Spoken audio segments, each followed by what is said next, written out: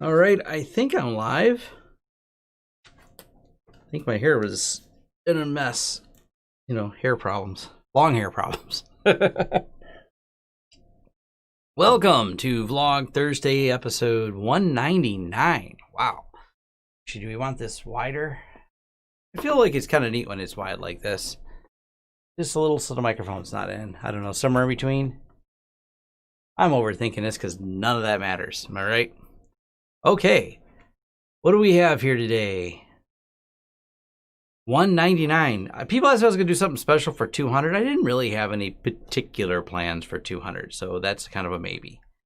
I do have fancy new lights, so I'm adjusting them. I have a remote for my lights. I got to do some updated office tours. I've finally been upgrading all of this stuff around me little by little.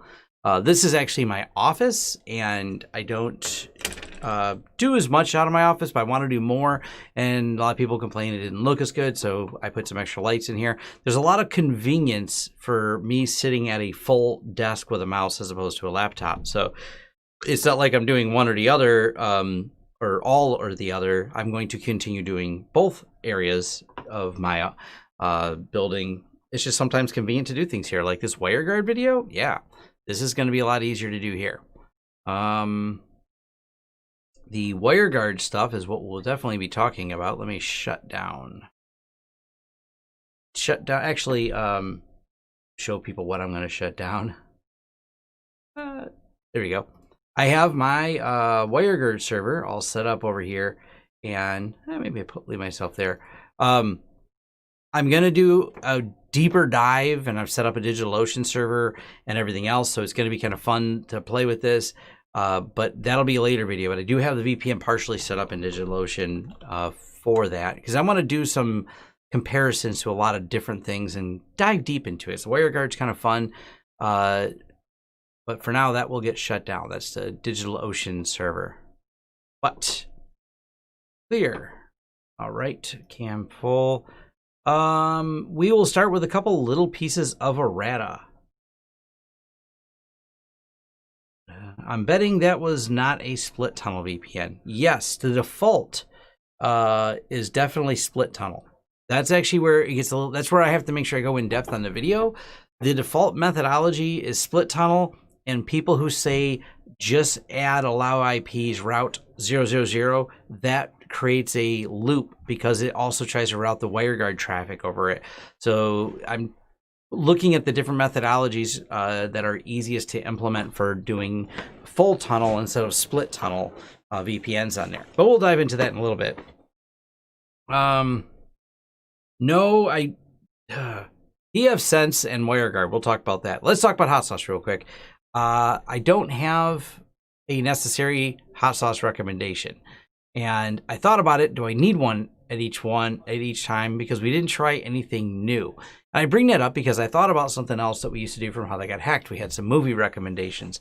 And I'll throw it out there as just something that I should also do as well. So I throw some errata like that in the beginning, because it's kind of interesting. Like the first few minutes I start this, there's always a lot of people that, oh, I didn't join in time. Have it connected. And then they all want to join after, and they go, what did I miss? What did I miss? Well, if I don't do too much in the beginning, but I only bring this up because I watched that Netflix special mini series, I guess it was, called The Queen's Gambit. It was really cool. I'm also, for those of you that don't know, I used to play a lot of chess when I was young, so it became very fascinating to watch. Like I was like, they have a show about chess. That looks interesting. So instead of a hot sauce recommendation, I'm going to say that was actually a pretty good watch. So yeah, I liked it. I don't know if anyone, okay, I see at least one other person loved it. I thought it was great. Like I was engaged by it quite a bit. This can actually get dragged over here. So we can pull on this. Oh, I guess I can't do it that way. I do it this way. I thought you could drag them like that. I guess not, because that's there. All right. But I see a few other people liked it. See, I think it was a good show. I thought it was well written. It was interesting, engaging, and they made chess interesting. So think about that. That's at least somewhat of a challenge to make chess to a. My wife knows about chess, and she played it some, but obviously not a. Well, it's not a passion of hers, but she watched it with me and enjoyed it quite a bit. So Yeah, chess and drugs. I mean, you either came for the chess and stayed for the drugs, or the drugs were part of it all the way. So yes, definitely some edgier seat moments, things like that. But all right, now I think there's enough people have come up here and we can talk about WireGuard. And I want to bring up something because there was a comment like that. Someone complained right away that said, Tom, you know, you like WireGuard now because it's an untangle. It's been an OpenSense for a while. And I'm like, no, this is not true. It's never that I didn't like WireGuard. The thing about WireGuard really came down to the lack of a formal implementations. And until I seen people posting this in my forum, and WireGuard has finally been audited. It was still part of an ongoing audit. I'm trying to find the exact WireGuard posting that I had done. When was it? There we go. Now I'm going to switch over to the screen here so we can see what I'm talking about. So here's their formal verification, which I have pulled up. And it happened a little while ago, so I know it didn't happen. I probably said it wasn't verified because I didn't check. It's not like I check this every day. Second, most of the people asking about WireGuard are home users. It's not like I expect to start seeing this in the enterprise world anytime soon. It's going to be enthusiasts that use it first. It'll be a long time, maybe not too long, but it's not going to be tomorrow that everyone's just switching to WireGuard, so I'm not too worried about it. But specifically, and this is what I wanted to comment on pfSense. Now, the team over at Netgate are working on the BSD kernel implementation of this. And whoops, wrong window to grab. Come on. I hate when it does this. It decides it doesn't want to grab the right window. All right, move myself over. Right here is what they said. And it says, we're working on in-kernel implementation and won't be wasting our time on unstable user space implementations. It's still progressing, just not publicly, except for one seen in the code and going for USB directly. This is a really important aspect to think about because the other implementations, and I'll bring up OpenSense because someone's going to be mashing the keyboard about this. The problem with OpenSense is they implemented it in user space because it's not ready in kernel space. And what that means is you don't get all the speed benefits. The enhanced features of WireGuard, one of the big ones, obviously the protocol being simpler is one enhancement. The other side of that is running in kernel space as opposed to user space. So you don't have any of that switching going on in a kernel, passing things back and forth. And if you did look at the way OpenSense implemented this, it's not ready yet in the BSD kernel. So they've used a user space implementation. So yes, there's probably some reference over here because people asking about it with, of course, all the questions. And yes, that's probably kind of a shout across for OpenSense, who did a user space implementation of it. So it's not going to be in pfSense tomorrow. It's going to be a little while. It's one of those, you know, the thing people hate when developers say it'll be done when it's done, but they are working on a proper solid kernel implementation. So it is, you know, properly installed and implemented. That's how that's going to go. So it is coming to pfSense. There are ways you can get it added on as a user space implementation, but now you're kind of hackily adding it on there. And if you're hackily adding it on there and VPNs are for security, these two things are still opposed to each other. Well, it's, yeah. Does that really matter at speeds less than 1 gig? Yes, it can matter. It all depends on how fast your system is. And that's what it comes down to. And if it doesn't matter because your system is not fast enough, why not just use OpenVPN? What's wrong with it? OpenVPN is well integrated, well vetted, and probably for quite the near future what I'll keep using because it's a solid protocol. WireGuard works really well, but there's nothing wrong with OpenVPN other than it's a more complex system in terms of its implementation because there's more lines of code. WireGuard does have less lines of code, but when you start diving into the extra complexities that you may not be well versed in, not that they're insurmountable, but they're extra things for you to learn how WireGuard does split tunnel versus, you know, fully encapsulating all your traffic. It's a checkbox in OpenVPN. It's a little bit more work in WireGuard. So yeah, but WireGuard isn't, or OpenVPN isn't that complicated. I'll agree with that. So that's definitely true. So, yeah,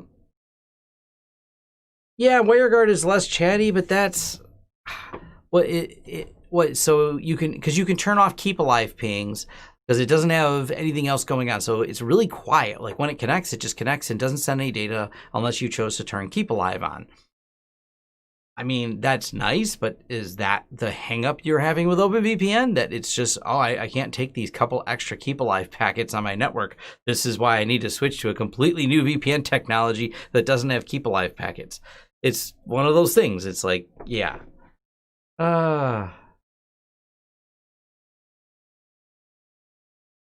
Let's see. What else was there here? Less chatty, made relevant.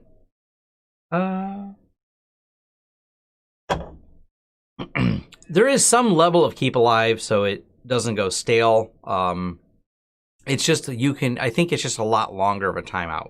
And I think it also has the ability to reestablish, like the tunnel gets quiet. These are details I haven't dug into. My assumption is when a tunnel goes quiet, if it goes stale, if it doesn't have an existing one, it just starts a new session. So,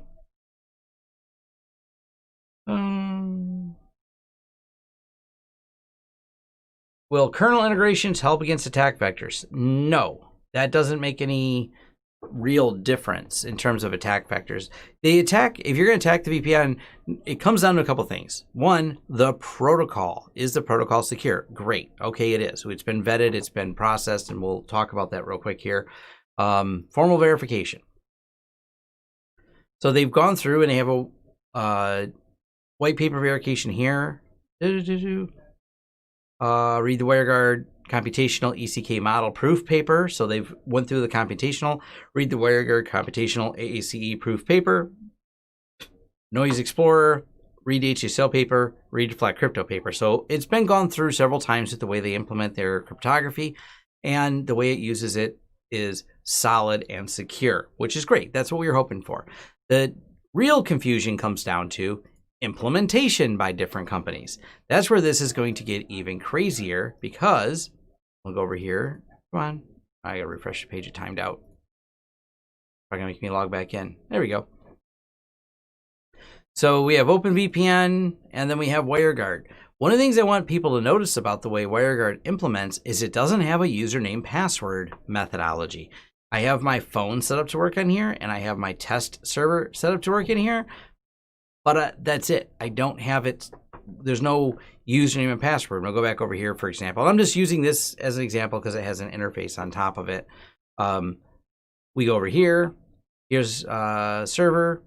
Here's one of the setups I have. I called it Debian test, left it in default group. There's a configuration I can download from it.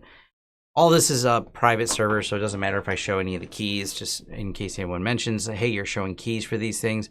But there's all that. And if I wanted, though, and we wanted to do a individual or network, or build it out as a VPN with username and password and build clients, that's completely supported and well documented inside of OpenVPN. That's not, and even in the Untangle version of this, they don't have any type of way to add users and passwords to this. That's a little bit different for the way they handle it. And this will cause some people problems because, you know, it's all about developing different management interfaces for WireGuard in order to do this. That's where implementation has to be done very carefully, because that's a very likelihood where places will be attacked. I bring this up because a lot of the common VPNs that you'll see across all the big players in the market have had, you know, a lot of attack vectors on them. Those attack vectors are not in the cryptography because they are using in the back end common VPN standards, but in their implementation of it.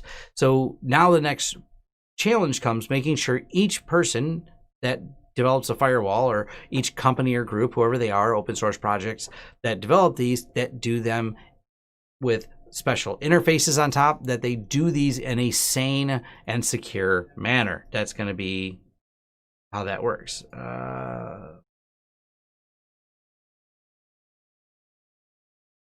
There we go. Hide user. Make people go away. Spammers. Now, WireGuard is only UDP to my knowledge. I don't think there's any implementation of it in TCP. So that's probably how that, I don't think, I can Google that real quick because I haven't looked into that. Can WireGuard be used with See, why is my caps lock on? WireGuard explicitly does not support tunneling over TCP due to the classic terrible network performance of tunneling over TCP. So the answer is no, you cannot run it over TCP. It is UDP only. Oh, let's see. No lemon in the water. That is correct. No lemon today. They make it worse. There's an exploit in the kernel space. It doesn't... I don't think that's as big of a deal. When it comes to the firewall, hopefully that's the only thing running on it. So, yeah, WireGuard is public key authentication only. That's kind of what I was saying. There is no username and password system on there. Have I worked with WatchGuard firewalls? Not in a long time, and I hated them when I did. So, in less than 4 sentences, what is WireGuard? WireGuard is a VPN protocol. I don't really think it needs 4 sentences. Let's see. ExpressVPN or PAA is are different VPN providers. And by the way, PAA does offer WireGuard. I've been testing WireGuard with PAA, and it works actually really well. Didn't have any problems there. WireGuard versus OpenVPN. Let's do that test right now, because that's before I get all frazzled on things. But they do have a demo server. They have a lot of stuff at wireguard.com. Lots of details on how the connection cryptography works. But let's actually have more fun than that. And let's go over here and look at a few things. So this is WireGuard running on Untangle. And this same system, this is virtualized, is OpenVPN running on Untangle. And let's pull up Zen Orchestra on another window. Whoops.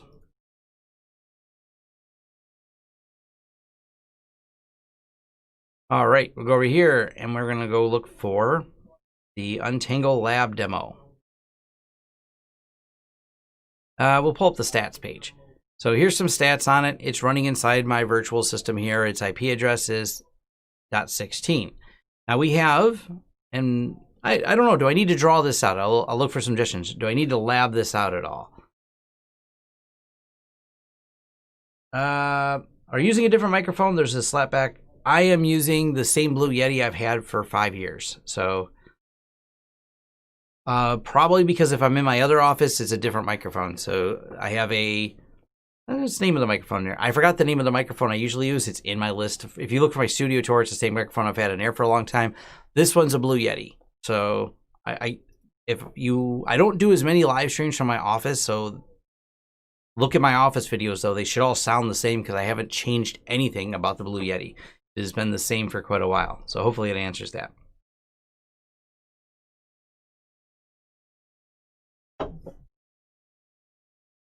So by design, WireGuard isn't suitable for non-limited logging policies. Well, yeah, I would say WireGuard is fine for using it for like PIA VPN. So that's probably, maybe I don't understand your question, Virgil. Maybe I'm not clear on what you're asking there. But I guess the question is, should I draw this out? So let me open up draw.io.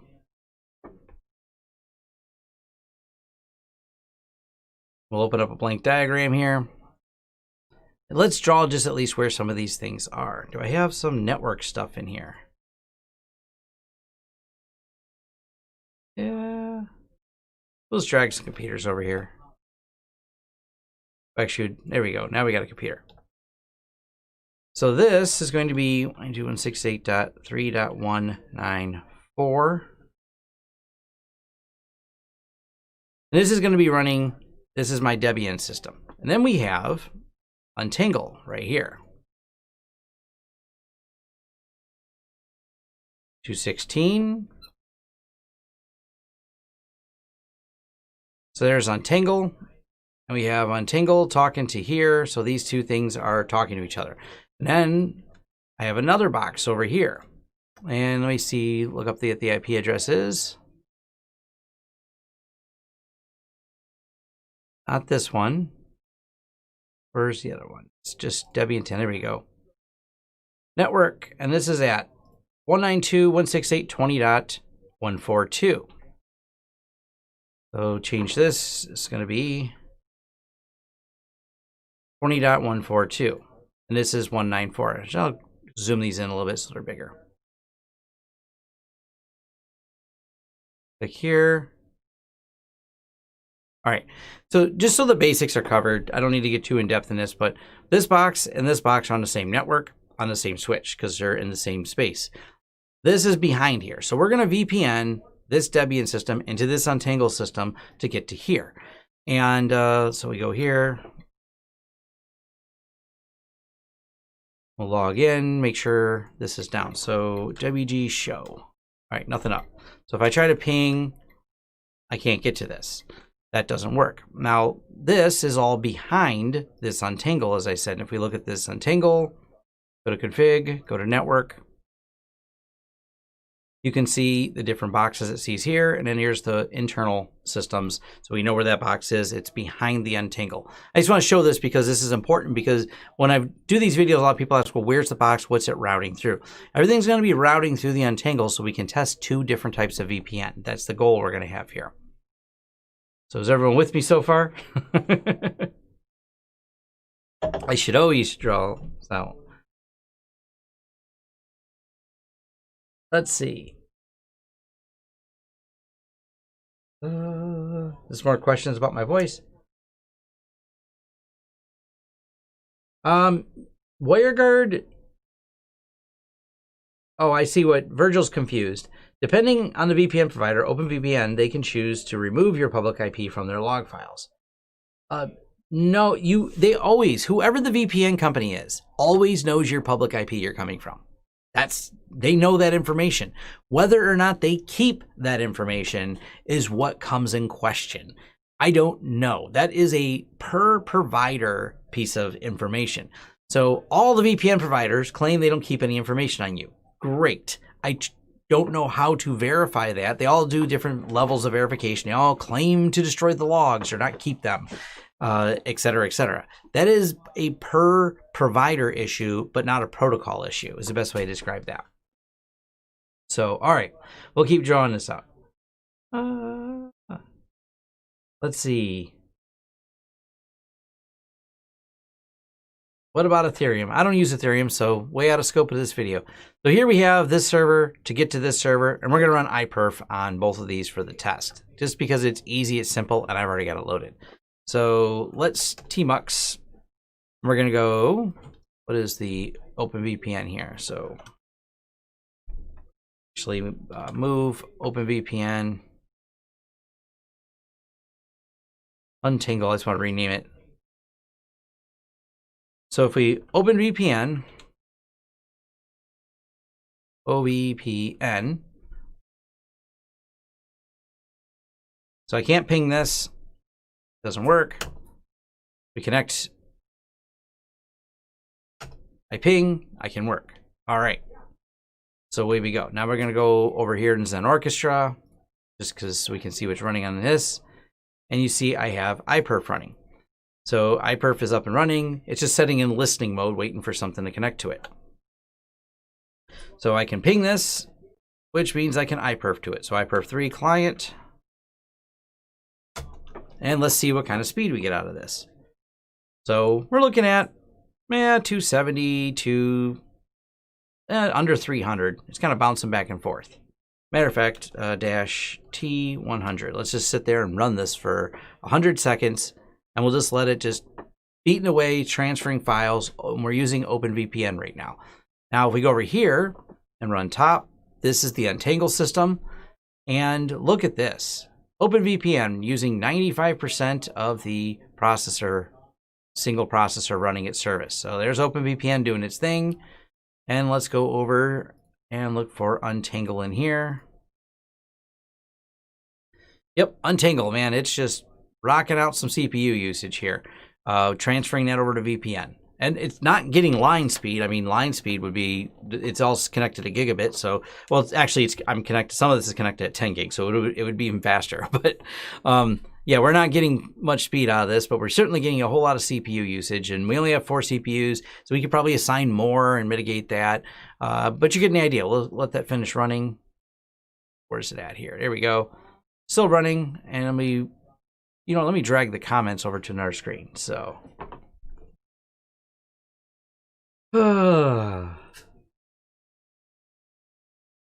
let's see, what else do we have? We're letting it run.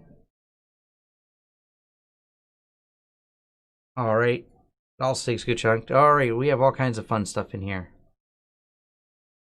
Wireguard is in the kernel, right? No kernel support and performance is slow. Can you elaborate? It has to be integrated into the kernel, which is the challenge right now with FreeBSD. It's not integrated into the kernel. So that's what if for those of you that are just joining now, that is the issue with that. Let me drag the chat over to here so I can read the chat while this is running.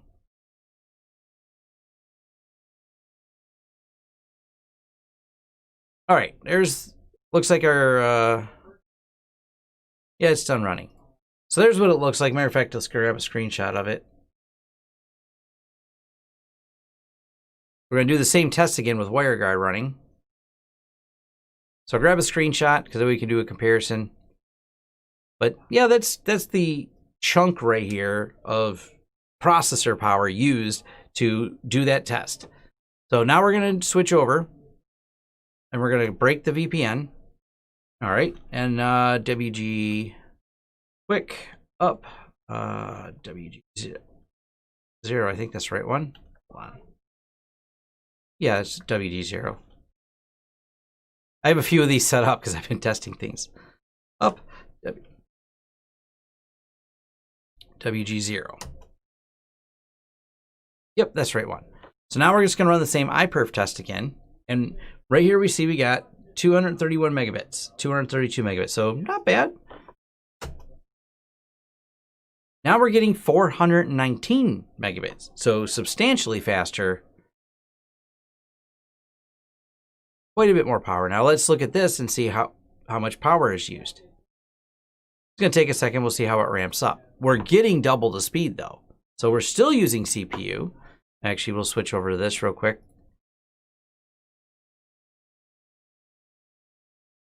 So it's still showing a load. Here's it running the Wireguard spread out across several processes in the kernel. Still using quite a bit of CPU. But also at the same time, we've doubled our speed without changing any hardware. More than doubled. So that more than double speed, you can see quite a bit of difference on there.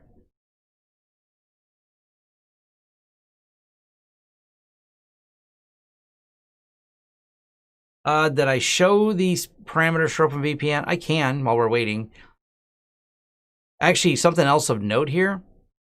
Do you notice how more evenly distributed the processor usage is?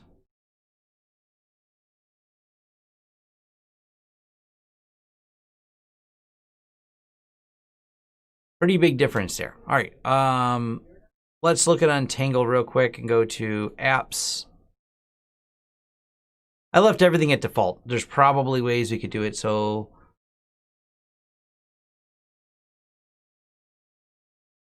compress is at default, but we can also go and look over here. Actually, leave it on this screen here. Yeah, 453. Now that we're done, what a difference it made. So it still ran for the same amount of seconds. These are the same, but you can see the processor usage was more evenly distributed. And we got more than double the speed. So pretty simple. If you want to know the difference, here's the same hardware, same settings. Now, could we get into fine-tuning OpenVPN and playing with the protocol to get the most speed out of it? Sure. Do I think you're going to double the speed in OpenVPN? No, I don't think so. Would I recommend Untangle? I don't know. It depends if you need it. Do you need the filtering and extra features for Untangle versus pfSense? That's what I ask people. Do you need those features? If you need them, use Untangle. If you don't, then don't use it. We use pfSense here at the office because I don't need those extra features with Untangle. But I know tons of people that really like Untangle because they really need that filter. So that makes a big difference. Well, I please tell me you're joking that you think UniFi is going to integrate WireGuard anytime soon. I don't hold your breath. UniFi has their own unreleased schedule for when they're going to update things in their firewall. So yeah, I wouldn't hold my breath that UniFi will actually integrate that anytime soon. And Untangle, I just did a video about their Untangle 16 that has Wireguard in it, but a big complaint. It only comes with the premium version of it. So I kind of thought it'd be cooler if they threw it in with the Home Pro, as I think that's what a lot of home lab people are using, but whatever. I don't know. It's not that big of a deal because it's not like the home users really need it other than for all the testing they want to do with it. So I think that's, yeah. Vios supports WireGuard because Vios is based on Linux. Edge Router, I don't know if they'll write an update for it or not. Once again, Edge Routers are based on Linux, so that's a maybe. And thank you, Virgil, for the donation. It's much appreciated. Yeah, UniFi needs multiple WAN IPs, failovers, and just some more troubleshooting problems they got to get out of there. But short answer of the way this works, and the short answer of should you use Untangle is, I think it's a great site-to-site VPN. I think it's cool that companies like PIA have decided to integrate it and offer it as a solution for people that want the fastest transfers possible between a VPN provider such as PIA. It works well. I've been using it because I use PIA. I've got an affiliate account with them. I think it works rather well.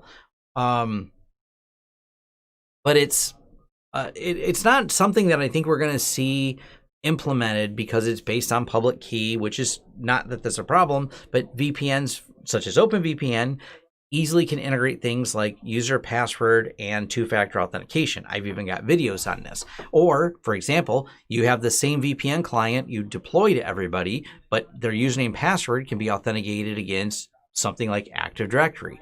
Because of that, WireGuard needs third-party integration. Not that they need to write it, but each company will write their own implementation. They may use the WireGuard on the back end, but in terms of actual connectivity of it, yeah, it's not going to be...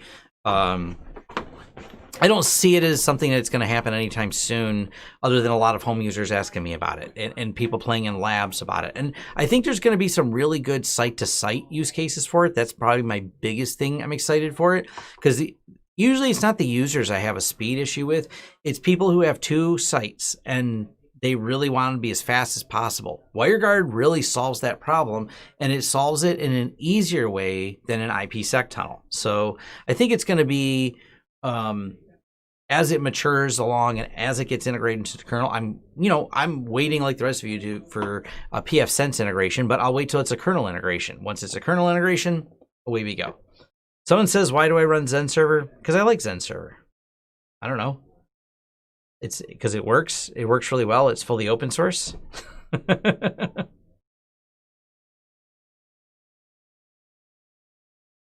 Yeah, pfSense with OpenVPN and AD auth. Like, it works. It's a more complicated, it's not more complicated, it's, it's a little bit more in depth to set up, but a lot of people are looking for central user management and being able to do that. WireGuard doesn't even, and Untangle's pretty advanced in terms of, it has directory connectors and things like that. Untangle still doesn't have any type of user integration for it like they do for things like OpenVPN.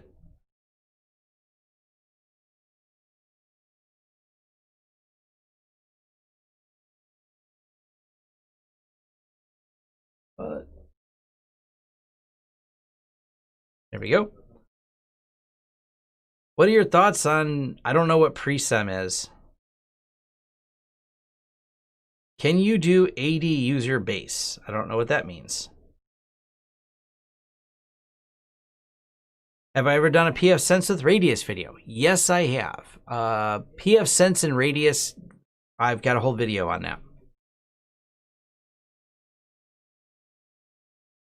that. Does Zen Server have hardware compatibility? Is it fussy like TrueNAS? No. See, the hardware compatibility problems with TrueNAS comes completely from being based on BSD. And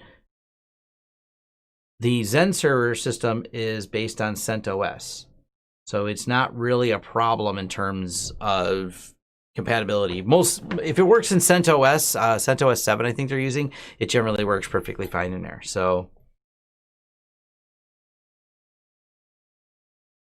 Now, WireGuard being better on battery life, yes. If it uses less processor power to achieve the same thing, yes, it will have an effect on battery life.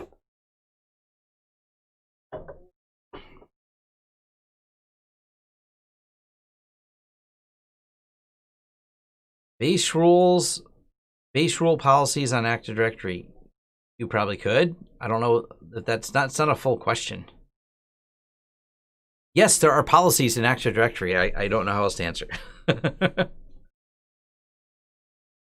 New UDM Pro minus the switch and the controller. I don't like the UDM Pro, so why is everyone obsessed with Wireguard?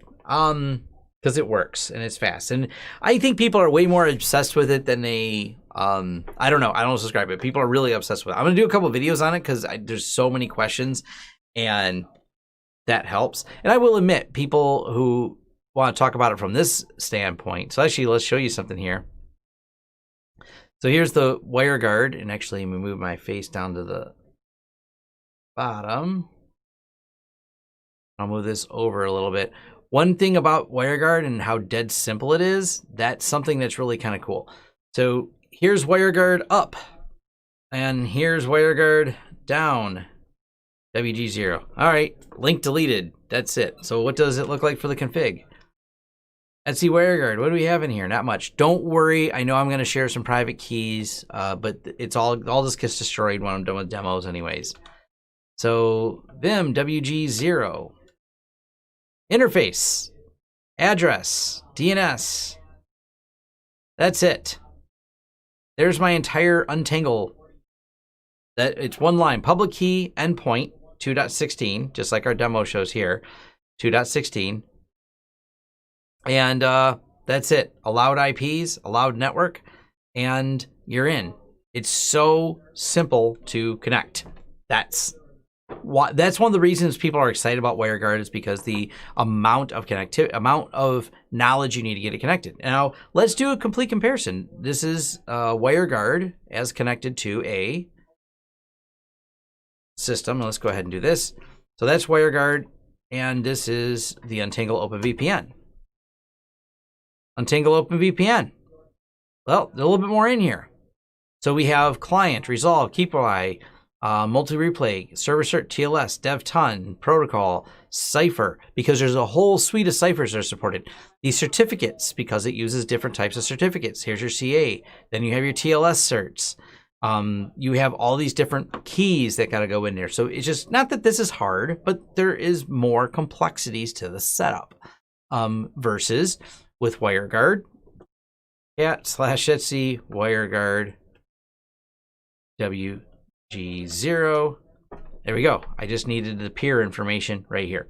Way different. Way different. So related to that is over here in Untangle, we're going to go to WireGuard. And don't worry, I'll have to delete this, but because some of you can scan this, and I don't care. This is not public facing, so it's not going to hurt nothing. We're going to look at my phone, and we're going to go over here. We look at the tunnel. We look at Tom's phone, and we go here. You can scan that QR code and get the information and set it to your phone. You can just copy paste, and they got a little copy button here. There's the config file. Just hit copy, and yeah, that's it. There we go. There's our config file all set to copy and paste and get connected to WireGuard. Matter of fact, because we can copy and paste, if we copied this, go in here, and WG show, nothing up. So we go to CD etc WireGuard, and we'll vim WG3. Yeah, why not make it fun? WG69, insert, paste. All right. Then we go WG quick up, WG 69, done. Oh, whoops! I had to fix something. Well, not done yet. I don't have the DNS set up right, so we'll just delete this DNS entry. We don't really need it. All right, done. We've now built tunnel 69. That's it. Just easy. Now we can ping that IP address that's down here. We're back to being connected, and the protocol is working fine. That's how quick we can set up a WireGuard. It is that fast to set up. It's fast to work. It's fast to set up. This is why people like WireGuard. So, TorGuard VPN supports WireGuard. Would you use WireGuard on a mobile device? I don't really use VPNs on my mobile device other than for, what do you call it? For when I'm connecting to my office. I don't care enough on my mobile device to have a VPN. Everyone loves a VPN. You've been sold on VPNs because every podcaster, every YouTuber, all they talk about VPN. You should buy this VPN. You should buy that VPN.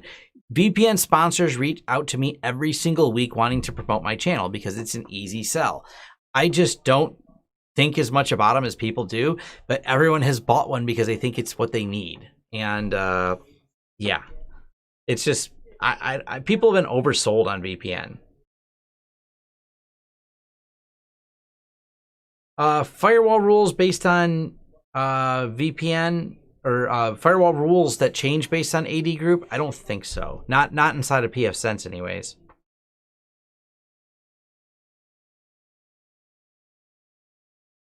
I thought, see, this is where Mr. Matt here is one of the people.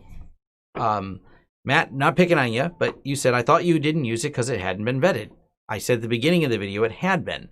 I said I would change my mind when it had been vetted. And this is actually a crazy comments I got and people messaging me because I mentioned WireGuard inside of Untangle. And I'm like, yeah, when it's been vetted. I found out it's been vetted. There's published papers on the way they protocol. Now we're coming down to how it's being implemented by each place. Obviously, that's a different level of vetting, but as long as they followed pretty straightforward processes, it's pretty good. So it works nice. It's gone through code audit. That's what's the matter. Now the tricky part, like I said, is how each company implements it and etc. But you know, I trust people like pfSense to do a good job of implementing it. So when it gets around to that, that's going to be great when they get it integrated. It is in Untangle right now, so I think that's a nice add-on that they have for Untangle. Is there option for full and half tunnels? Yes, and I think you mean split tunnels, if that's the question you're asking. So,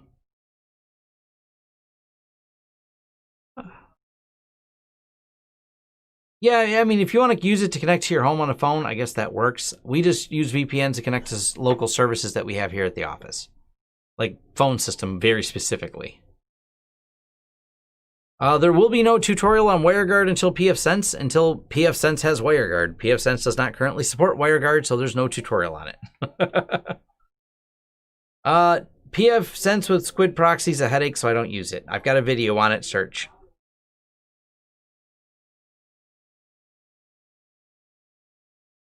I don't suspect most all the VPN usage we have for clients is going to be OpenVPN, even after WireGuard's release, because it's easier user management. As a few people already mentioned, you're going to have easier user management because OpenVPN has a user manager system that can be facilitated via external authentication, something like Active Directory, or via pfSense's internal authentication. So that's, you know, both of those are absolutely supported in OpenVPN. Therefore, it's not likely that OpenVPN will be replaced that soon because of that integration, because of people using Active Directory and things like that. So, let's see. Split tunnel. Yeah, I see people answering that. Split tunnel is where you wrap everything inside of a VPN versus only the traffic you want going there. Untangle and HA proxy, I'm not likely to do a video on Untangle and HA proxy. Untangle doesn't support it, and I don't feel like doing a separate HA proxy video.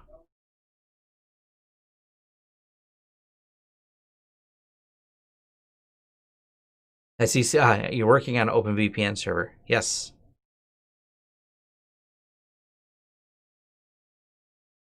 A lot of times we've had to turn on split tunneling because, you know, people want, especially with so many people working remote in 2020, we've had to turn split tunneling on for more people because it's the only way to handle the bandwidth. And WireGuard would not solve that problem either.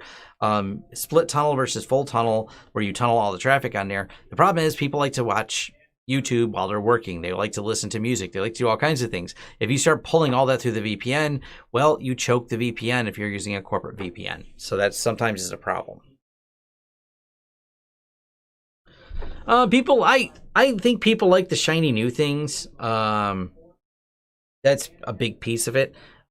It's nice if it's easier to implement. That also, will make adoption. But the reality is, I think where I'm going to see the most use of WireGuard is most likely for site-to-site VPNs, because it's going to be easier to set up and easier to maintain and more efficient for doing site-to-site VPNs. And site-to-site VPNs don't need username and password authentication. They're, just handled with the keys. That's where I think we're going to see the biggest growth in the WireGuard is going to be all these people jumping on it for site to site. I know and we don't do an absolute ton of them, but we have a handful of clients with site to site. Where you'll probably see even bigger adoption going faster is people that do site to cloud, because with more people moving something into the data center, they need a cloud connection. And for those type of connections, just IPsec is just generally the standard that gets used because it is a little faster than OpenVPN. But I would probably say that you'll start seeing more implementations for that type of use, where people go, yep, I just need all of my traffic, or any traffic destined for those servers that don't live on-prem anymore, and then building connections like that. And I think that's where WireGuard really does fill that niche really well. That's exactly the scenario you had. One person watching a lot of YouTube while on a company VPN. Yes.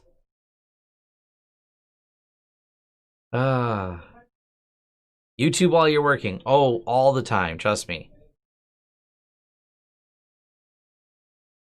Yeah, WireGuard, Azure, and AWS, that's going to be really common use cases for it. And there's people using it already. I mean, it's integrated into the Linux kernel, so it's not difficult to build any of that.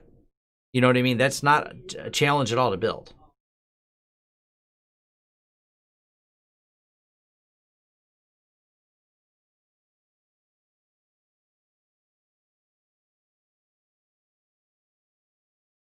Yeah, and a lot of people definitely use for YouTube is just a music source, all those different music channels. And a lot of them have a lot of views. That's how I know a lot of people are using them. So, and obviously that's a little bit bandwidth intensive.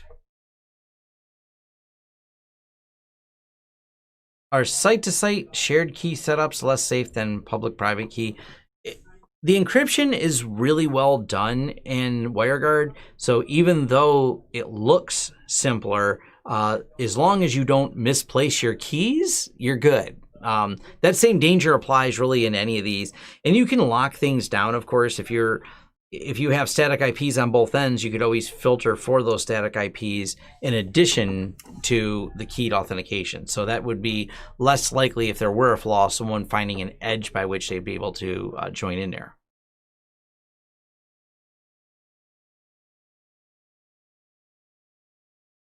Yeah, running an LXC container of WireGuard, there's a lot of different ways that you can implement it on there. That's certainly not a problem. But I think we've covered the WireGuard. What else? Is there anything else I want to cover for it? They got lots of documentation, how their key generation, the fact that it works with NAT traversal. NAT traversal is actually a big thing that it has over, what do you call it? Over like IPsec. IPsec has trouble with NAT traversal, and it can be a more problematic protocol. This is why OpenVPN is so popular, because if you have a client and they're behind different layers of firewall, OpenVPN cuts through them really well because it has no problem, getting through the different NAT traversal problems. The L2P VPN that, for example, UniFi uses has trouble with NAT traversal if more than one person is behind the same NAT trying to connect. This is why, OpenVPN is kind of the standard, and why so many different systems are based on it, because it just works better. And the same with WireGuard. It has WireGuard and OpenVPN both can easily traverse this, which kind of solves a lot of those other problems. All the primitives, key exchange. Oh, this is kind of interesting. The key exchange has some nice properties. It avoids key compromise, avoids replay text. It does have perfect forward secrecy in there because of the way the it uses a Diffie-Hellman key exchange. And I thought about doing just some videos on this, but it's essentially the way it's encapsulated, and the Diffie-Hellman key exchange means we set up series of encryption before we even pass the keys. This is what breaks any type of replay attacks and things like that. But these are all the functions of it. It's complex, but I thought about it might be something fun to map out and draw out on there to allow people to understand better how the system works. Same thing too, and this will probably, I'll do at least a deeper dive on a dedicated video where I walk through each one of these, why these things work, why these things mitigate, how it mitigates denial of service. We recur the authentication handshakes in the first handshake message sent because it does not require allocating any states to the server for authenticated messages. And what that means is this is a denial of service problem that some VPNs may fall victim to, or just services in general, because you can fill them up with handshakes essentially and start denying the service. Even if it just slows it down, it's busy shaking hands and starts breaking things. But they have a lot of mitigation. This is a really well thought out VPN. So I share the excitement for it. The biggest thing is making sure that it had been vetted, had been gone through, and everything else. So hopefully that makes a lot of sense. I am now going to close all these windows that I have open for that. There. I can stop talking about all that.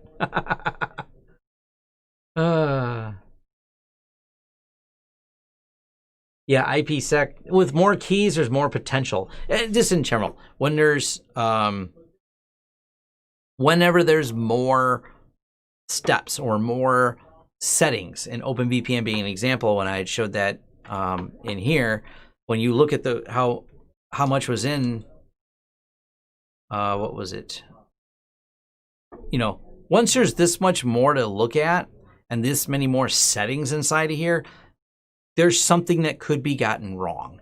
So it's just a statistic at this point when you have this many more things to put in, this much larger of a file. Matter of fact, that might be a fun comparison. So the OpenVPN file is, where did that go? There it is.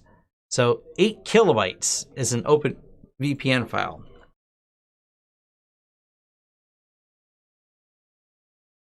And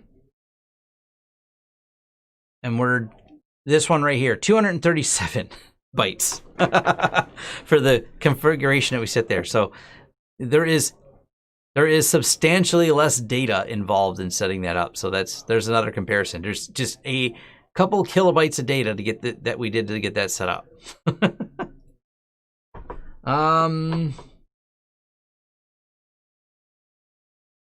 Let's see, what else do we have here? What do I use for inventory? I don't understand the question. Spreadsheets. There's the answer. We have spreadsheets for inventory. I don't know if there is a web UI for Wireguard, but there are it comes back to each company offering their own. Untangle, for example, 16. Untangle's web interface for Wireguard is their own. This is actually going to be one of the challenges, is each company's going to write their own, so you're going to have, all that fun stuff to do. Figuring out each company's one. Matter of fact, GNOME, because I'm a Linux user, GNOME Network Manager, Wireguard.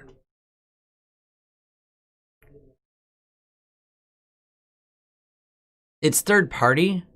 It has not been part of it's a plugin, but it's not official yet. So plugins maintained by third parties include the Wireguard. So yes, someone has wrote some, and there's ones for Windows as well. Network Manager VPN for Wireguard. So yes, you can build this. Yes, you can add this in, so it becomes part of, if you're using Linux. And the same thing goes, there's going to be implementations of them on there.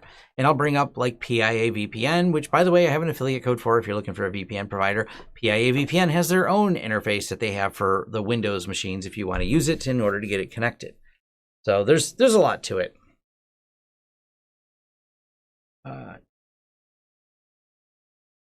What is the must-have services set up in a home lab? That's the wrong question. what you want to do with your home lab is what drives the things you want to do. Are you a software developer, so you should set up different stuff for compiling? Are you just wanting to run a media server? Home lab is a very broad term. It's just a home networking term. Your goals are going to drive what the must-haves are. That's the big thing. Are you a cybersecurity researcher? Are you a software developer versus reverse engineer? Or you just like playing with network equipment? It depends on what you're going to do. And once you understand that, and if you don't know what you're going to do, try everything until you figure out which one you're most passionate about. I do think pfSense would probably be my favorite for home labs because it's so diverse and flexible and you can do a lot of things with it. That's why I have so many videos on pfSense. It is a great Swiss Army knife, so I'd probably say that at your front end. But the home labs are actually, if you're getting into network engineering, the home labs can be a lot of fun when you have a variety of network engineering equipment as opposed to a homogenized network, because that's how you learn, is building diverse networks that talk to each other and work together. So client workstation backup, SolarWinds.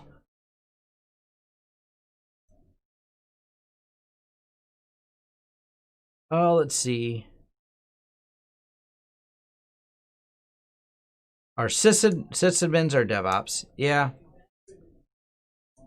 I don't get into arguing about labels about that.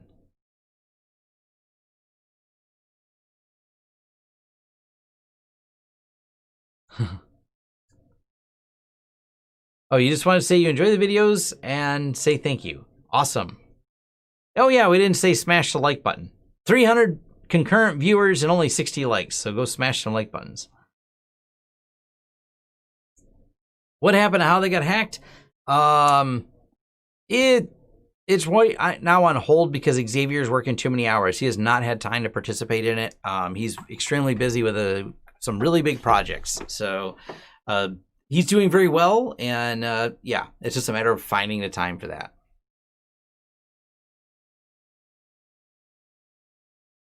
Do I drink anything unique this week? Nothing unique.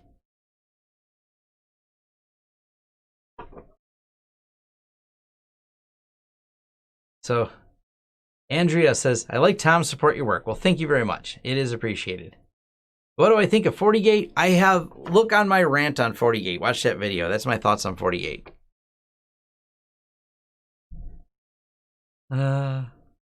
Last Tab Apollo. No, I don't have that one yet. I did do something I'll pull up. I gotta switch screens real quick to do it.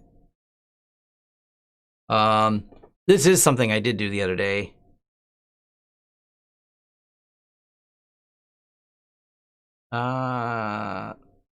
Where'd it go? There we go.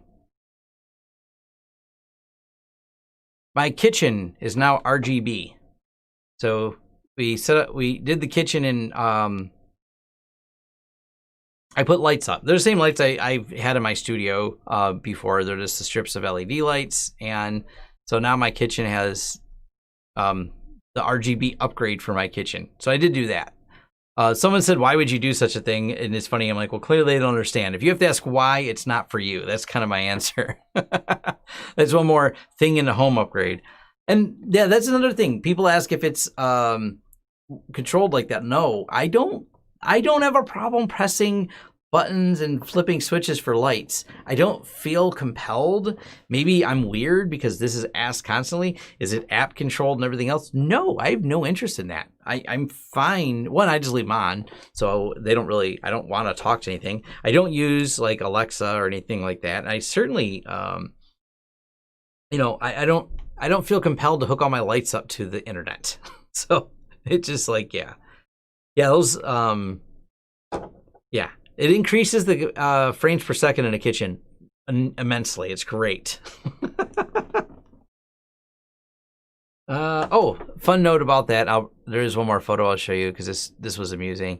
Is I was saying something stupid and she pointed a knife at me. Something about standing on the counters, and she looks less angry when it was blue. So I snapped the picture when it turned blue.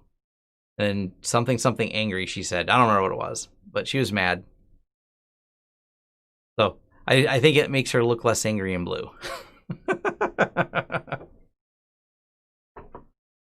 I have a bunch of videos about using pfSense with UniFi gear, so yes.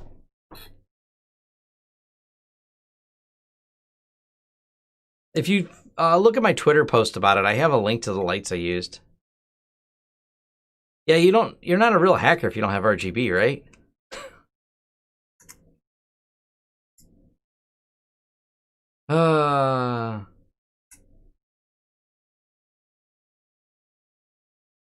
Drawbacks to hosting your own VPN for home use or subscribing to a service. Well, if you have the server and you're doing it yourself, you're running your own, then all of a sudden you don't have to pay that provider. It's a little bit cheaper. I don't know how fast Wireguard is on a Raspberry Pi 4. I don't know. I've not done any testing. Never tested it. Stand on the countertop with the red light dancing. Something like that. How's business? Any new projects? Lots of them. I'm trying to think. I may have to do some videos on that topic, but plenty of new projects. We are, Steve is working on, well, they're always working, my staff is always working on projects, but we're reselling SolarWinds to internal IT teams. So that's kind of a change. We're getting more into that, signing up people and things like that. So that's probably it. I can't name clients. I just sold another storage server to a really high-end company. More TrueNAS servers sold, but the problem is they're not projects I can do videos on. So much of what I'm doing lately, I haven't been able to do videos on. We're doing a bunch of municipal work for cabling and wiring. Once again, can't do videos on it because we can't bring cameras there. So we have all kinds of projects we're doing. We just delivered another warehouse project. Once again, couldn't bring cameras there. And the clients not all clients want to be publicly, even if they find us on the internet, they don't always want to be publicly known. So it makes it harder to do those because I care greatly about client privacy and respecting their wishes. So that's not one of those situations where I ask for forgiveness instead of permission. It's always permission first if the client ever wants to be featured or talked about in a video. Do I still recommend the L480? You can probably get it way cheaper than when I first bought it, but sure, I'm still using it. I don't have a problem with it. EF blocker versus Pi-hole. Why run two separate devices?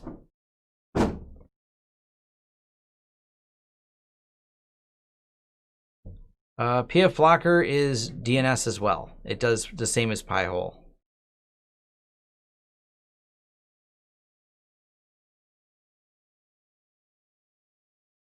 I recently purchased a UniFi and a USG, an AP and a cloud key. If you want to hire us to help us with that, our rates are $200 an hour right now, and they're posted on our website. You got to go to the hire us part on our website. Does the Tesla have RGB? The Tesla does not.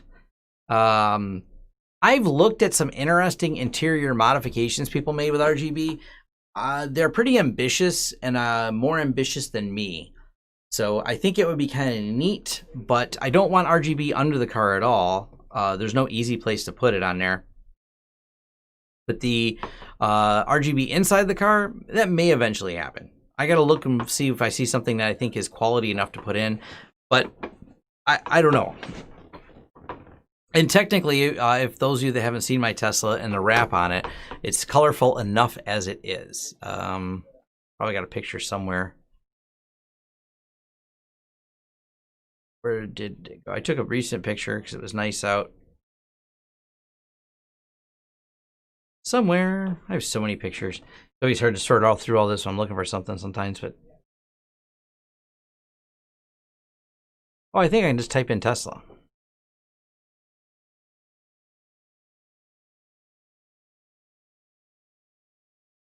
I love that I can do that in Google and it just finds it. That's what my car looks like for those of you that don't know. So yes, it's already quite colorful. That is the wrap that is on it that makes it look like that. So MikroTik gear's fine. I'm working on home lab videos. That is at least one thing I'm working hard on right now, is getting all the stuff together to do some deep dives in a home lab. So that's going to be a thing for sure. Yeah, someone asked about OpenSense, and that's, someone's got to talk about MikroTik. MikroTik's fine. Matter of fact, one of my recommendations going to be for home lab is MikroTik because they're so inexpensive for people, wanting to dive into, learn, and their budgets. But there is also the, what do you call it? The buying used hardware. I'm going to talk a little bit about that, like Lab Gopher, if you haven't heard of it, is a pretty good place for that. I want to do a few, dives into home lab videos to help get people started and just answer all the questions I get asked all the time. And especially because it's hard. And when you're first starting out in home lab, there's so many different options. Just like people ask, what's the killer thing you need? Well, we have to start out with what are you going to do and start pivoting from there. Have you configured VPN to vendors? Did it work? Do you recommend doing that? Oh yeah, you can get VPNs working with different vendors as long as they're following standards. It works.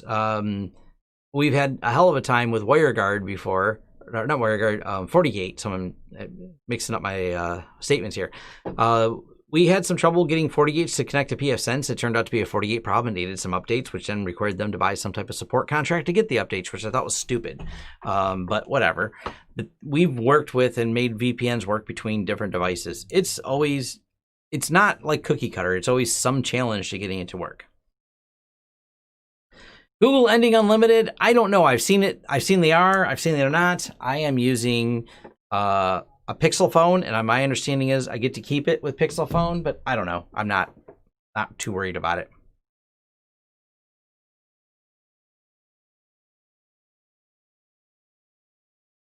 TrueNAS, would it be unstable on older hardware? It's as stable as the hardware. So if the hardware is stable, TrueNAS will be stable. It works fine on older hardware as long as it's compatible and is stable. I have had no issues on my Lenovo with Pop! OS. It works great. HomeLab makes you wonder. I have a video comparing XCP-NG to ESXi. But that still comes down to one of the problems. I can't tell you to not use ESXi because for some people, their only goal is to get a job doing ESXi administration. Well, in that circumstance, you probably really should run ESXi. Because if you didn't run it, then, it's like, it's one of those things. If you want to do it, you need to do it based on if you have a task or a job going there. If not, I prefer XCP-NG. And there's someone else who will say, hey, I like Proxmox. Well, then use Proxmox, whichever one makes you happy. Proxmox is solid as well. There's lots of people doing ESXi. It's solid, it's stable, it's also more expensive if you want all the bells and whistles and features. And I think they have a special home user edition. Someone told me. I don't know. I don't keep up with their licensing. Someone said they offered it. Someone said they discontinued it. I don't care. Google it. Oh, good. I don't know.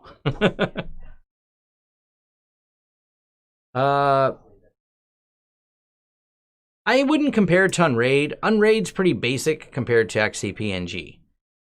Proxmox versus XCP-NG, I've done a video on that too.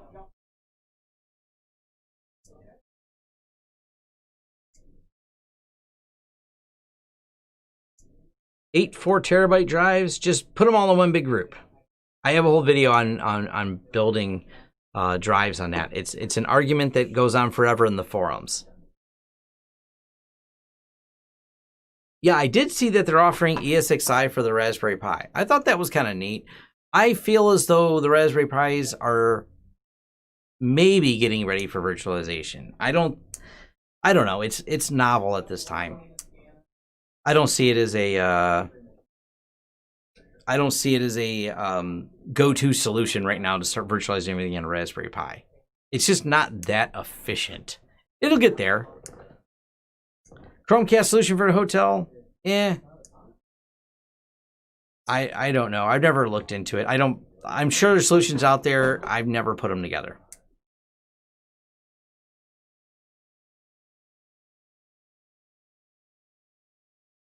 Oh, let's see.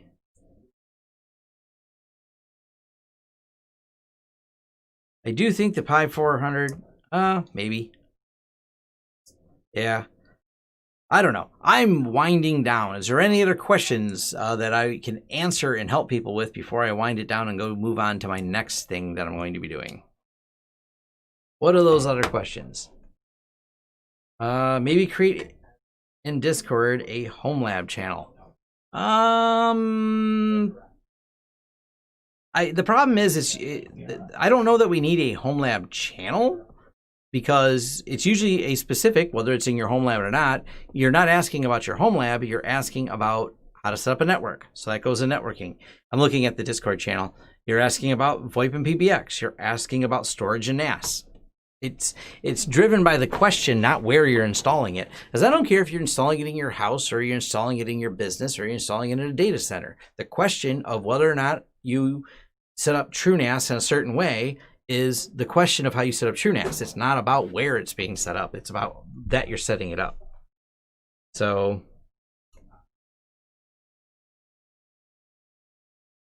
if you had issues with getting an OBF file loaded in a VMware player, I have not loaded an OBF file in VMware player in years, so I can't really, I can't answer that question easily. It's been so many years since I've used VMware. We don't deploy it. I mean, I've serviced it, but I don't deploy it. What else do we have?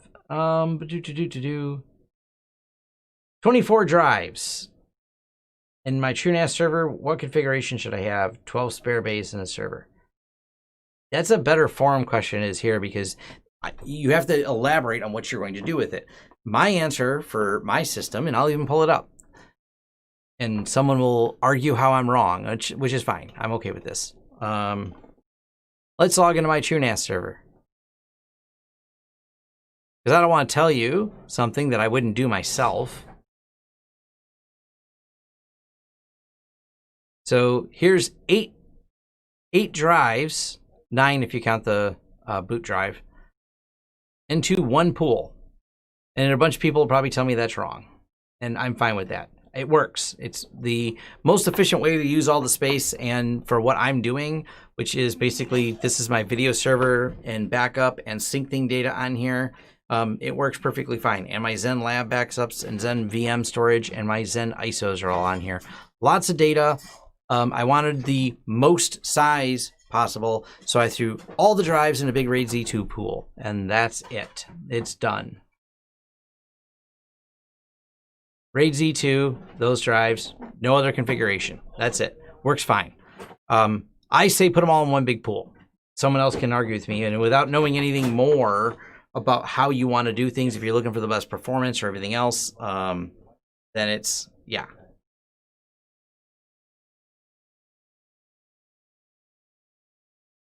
Yes, just post the wrong answer and let someone correct you. That is exactly how you get the right thing. Yeah, more VDEVs give you more performance, but do you need more performance or do you need more space? There's a sacrifice. I don't think TrueNAS has a TFTP server in it. If I look under services, I'm going to go with no. Well, I'm wrong. It does have, I've never used it. It's got a TFTP server. So there is one in here. I don't know what you want to do with it, but it exists. So there you go. You can configure a TFTP server if it makes you happy. Yeah, I still think the SG 1100 is good, provided you have only a 500 meg or less bandwidth. It really comes down to how much bandwidth you need. That's like the big hang up, so to speak.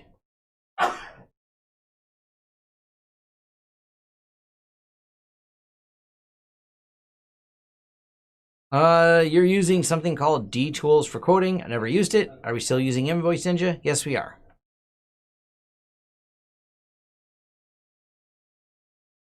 So yes, we still quote jobs with Invoice Ninja. Set up phones and network boot is all TFTP. Yeah, it works. Phone systems, obviously, for phones specifically, like the a lot of your VoIP phones look for a TFTP to get their information, and you have boot servers. Matter of fact, there's a project out there my friend was using, and I don't know much about it because I haven't used it, but he demoed it and it was cool. It is a way to have all the Raspberry Pis pull their images and then work over a network, so you can easily switch things around. Do you host anything publicly? Sure, my forums.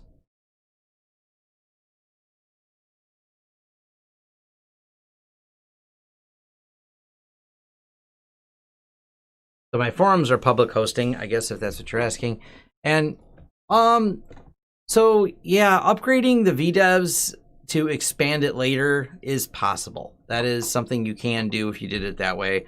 So yeah, once again, every use case is what it comes down to of how you set these up. Without knowing all the parameters and all the goals of your use case, then it's hard to decide which way you should set it up.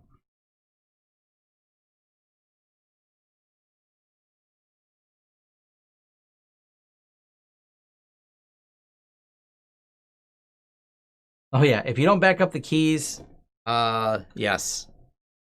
Discord server's a thing. Yes, it is. So I'm in there occasionally.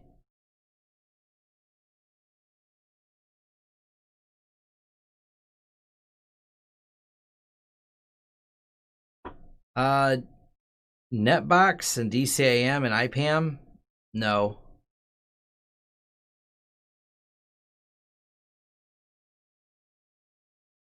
Nope. I know what you're talking about, Netbox. Not my thing. Matter of fact, I talked about this today. I can probably pull it up and find it. This is something that is the most overthought thing, I think. And there's going to be a new video coming out about creating documentation. Look, this one here. Drag it over. So for those of you that wonder how we do certain projects, someone said, well, what do you mean you put things in Excel when it comes to doing your racks? Literally, this is how we installed a series of racks in their main room and their other one. So there's 1, 2, 3, 4, 5, 6, 48 patch panels on this one. 7, 8, 9, 10, 11. So, and they were all filled. I remember this from this project. So let's see, roughly all filled. Yeah, 528 drops that went into this job. So sizable job, not quite 500. It was like 400 something. Not every one of them was filled, but it was quite a few drops in here. And literally we posted out the racks like this. Here's IDF for a post rack, IDF for a post rack. People seem to spend so much time looking for the magic software to do everything for them versus I shared a spreadsheet. The company was outside of the state of Michigan. They brought it inside the state, like they contract us to do their build their office out in state. We did the infrastructure. That's how the rack templates were all sent over, just in a series of spreadsheets. And then some things had to be modified based on where things were landed, and we modified the spreadsheet and sent it back to them. No special software, no setting up some Docker container to run the software that I have to create a user and a login for. It's a spreadsheet.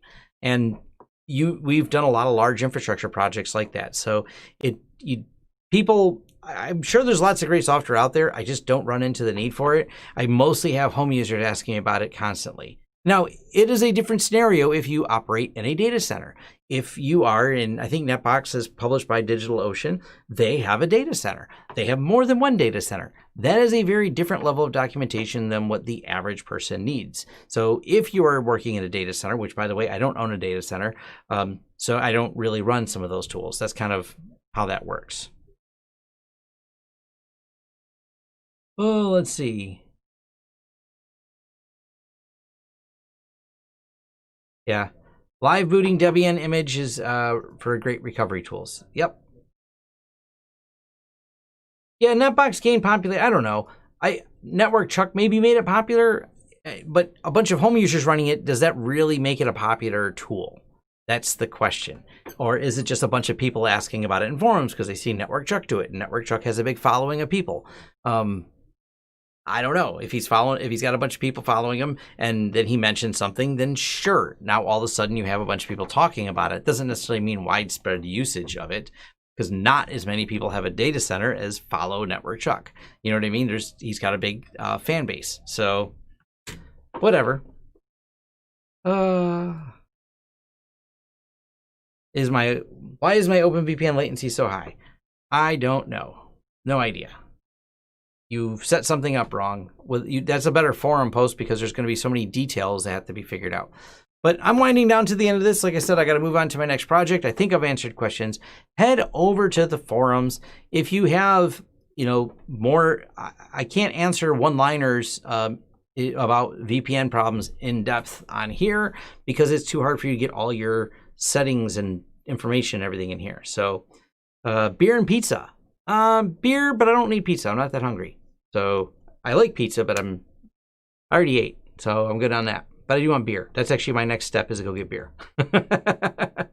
But you can find me in the forums, or randomly you'll find me in Discord. Feel free to chat with other people on there and ask why Tom's not in there. That's fine.